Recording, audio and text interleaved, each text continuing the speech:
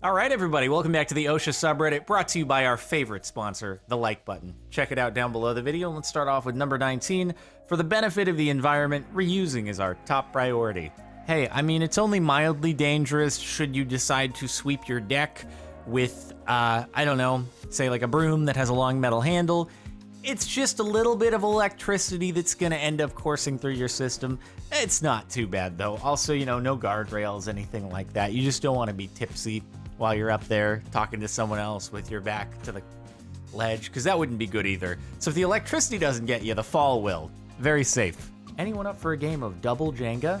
You know, it's not so much the paper towels that are the problem. It's the pallets that will probably hurt if they fall on you. And I feel like paper towels supporting a heavy pallet with more paper towels, which probably become pretty heavy once you get that many together, might not be the safest base.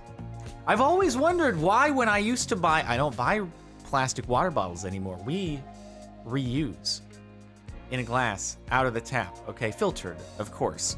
But I always wondered why I got water bottles and the tops were crushed in. Now I know. How about a BMW? Oops. Oh, God, just like straight up impaled.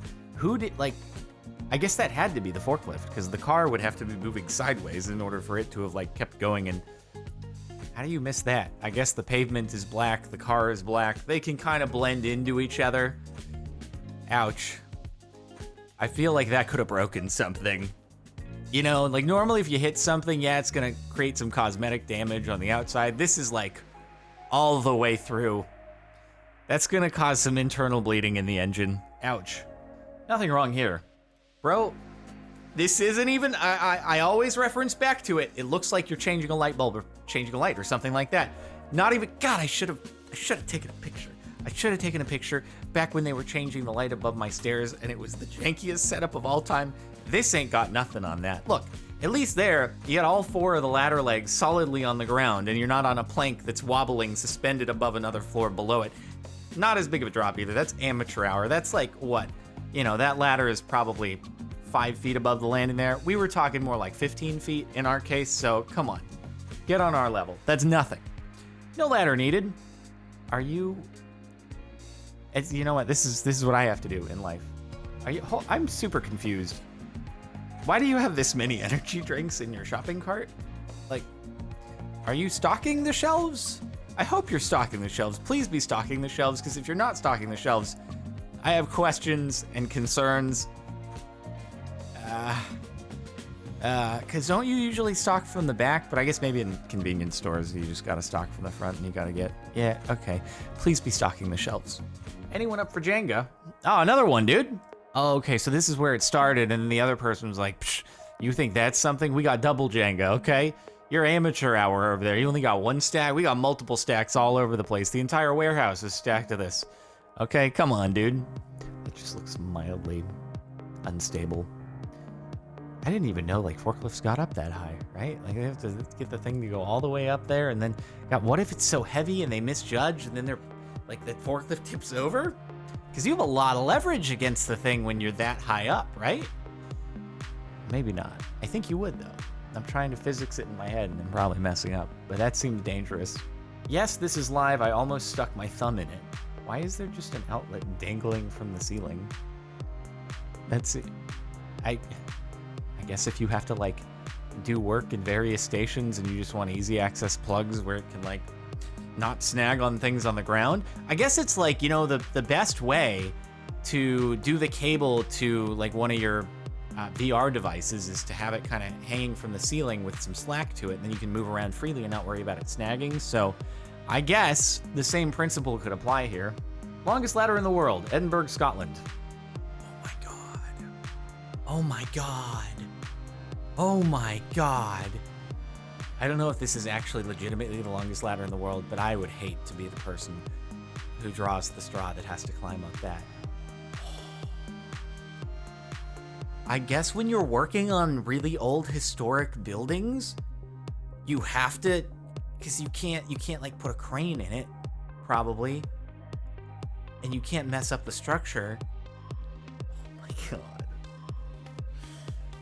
We need a photo or a video of the guy climbing that ladder, post it on Sweaty Palms, you will 100% get top karma for the last month. And then we'll see it over there too, but we'll get to see the perspective of somebody actually climbing it. This dude right here.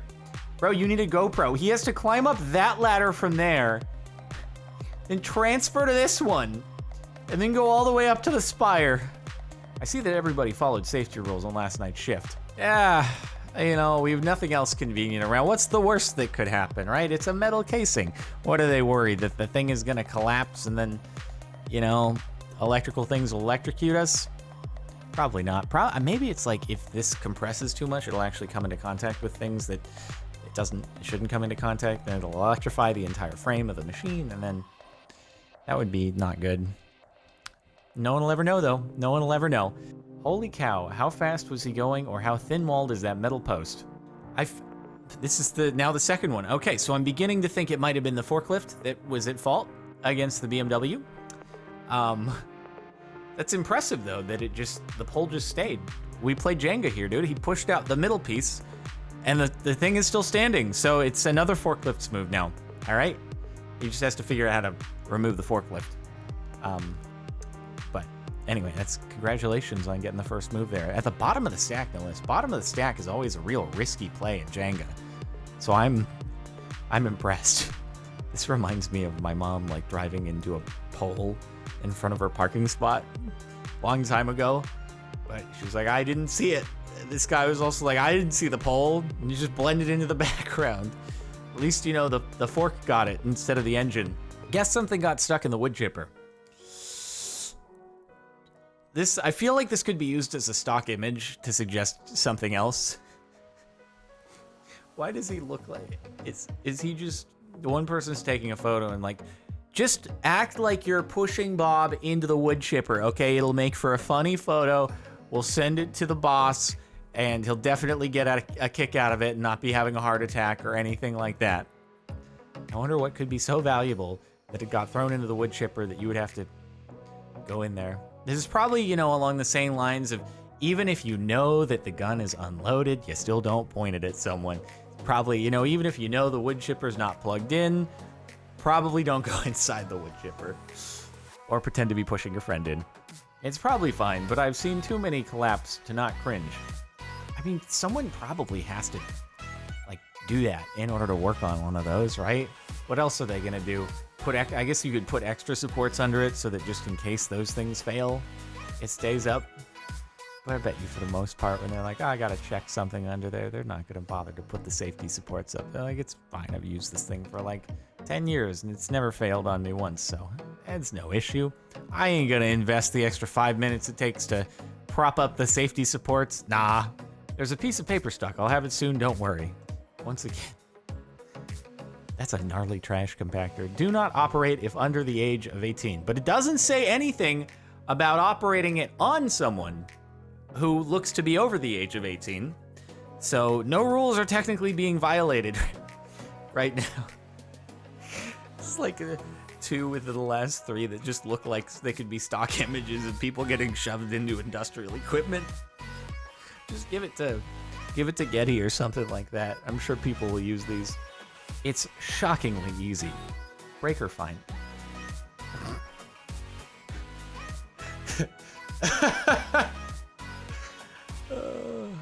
I don't know much about electricity, but I do believe that the purpose of this is you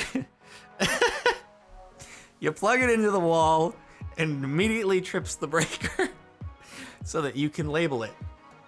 Definitely, this seems like the most professional way for you to be able to label your breaker switches and find out what goes to what if yours aren't properly labeled. Like, I have a nice piece of paper glossary next to my breaker switches in each of my breakers, but some of them are wrong, and it's quite annoying, and I never remember which ones are exactly wrong and which ones they belong to, so I need to get me one of these. And I'm sure nothing else could go wrong with it. This eye wash station is legit. I love getting additional debris sprayed into my eyes when I'm writhing in pain from like getting an acid splash or something. That's just what I want to throw into the fun. You know, of all the things that you see in a science lab, this always scared me the most. Because the idea that I would have to hold my eyes open over a massively powerful jet of water just spraying into it, I was never about that. And you have to go through, because I did an internship a couple summers in a row in science at the university that I went to. And you gotta, like, they gotta acquaint you with these things, you know, in case you get something bad in your eye, go to the eye wash station. And I'm like, I don't know if I'd have the guts. But you're probably in so much pain that you're like, anything will be better at this point. That's probably not gonna pass safety though. No, I do not need to secure the load. I will unload it soon. Wow. Oh my God. Did he just hit the brakes hard and it was just like, here's Johnny. Oh, wow. Imagine if that was lowered like right there or something. That could have been so much worse. That's crazy, bro. You'd think it'd be reinforced more. It's just that heavy. How is it that loose though that it just that heavy went flying straight into the cabin? Oh my God. What'd you hit?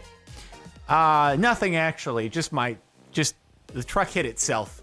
It's kind of a stop hitting yourself moment, but it kept hitting itself. Acid, you say? Huh, speak of the devil with the eye wash station. Stop putting safety goggles on this shelf. It's literally covered in acid. It seems extremely safe to just have a shelf that's covered in acid. I like this idea. It'll keep the bugs away, probably. They just have a taste and then their insides are incinerated. Oh God. Yes, my safety glass storage. Right next to the leaking acid bottles with splashes all over the counter. And the top for the last month is, it smells like the beach in here. This double-ended male plug does not exist. You need this. I love how they have to have this at an Ace Hardware. If you need this kind of adapter, you've hung your lights incorrectly. Because these plugs do not exist, the best plan is to first think where you can plug in your light source string before installation. Looks like one of those impossible drawings out of an optical illusions book. Except people are like, no, definitely I can take my light, then take an extra plug, and then plug it in, then plug the other light so that it can be wired together. It definitely works. That's how it works. There's no way that this will go wrong or start one of the numerous fires that happen in people's houses every year due to Christmas lights. I feel like that statistic alone is enough to deter me from ever, like, even if I celebrated Christmas at home, that would be enough to deter me. Why do I want to put in the effort to something that starts more fires in people's houses every year than probably anything else? I'm good. All right. Anyway, thanks so much for watching this episode of OSHA. Make sure to like the video if you liked the video. Subscribe here if you're not already. Hit the bell even if you're already subbed. That way you don't miss a video. And also check out the last OSHA video linked up here. Last Mirror Music upload down there. Playlist if you want to catch more OSHA videos. And that's pretty much it. I'll see you next time.